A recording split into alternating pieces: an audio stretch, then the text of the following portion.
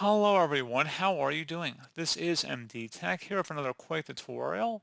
In today's tutorial, I'm going to show you guys how to turn off or disable Bing Safe Search.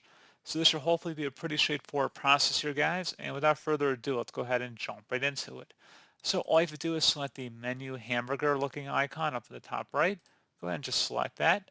And then go ahead and select the option that says Safe Search, and it should take you directly to the Safe Search settings page. If you want to turn it off, just select the off option, which will turn off the filters from your search results. And you will need to select save to save the change, and then you would agree. And that's pretty much it.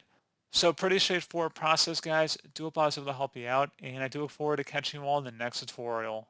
Goodbye.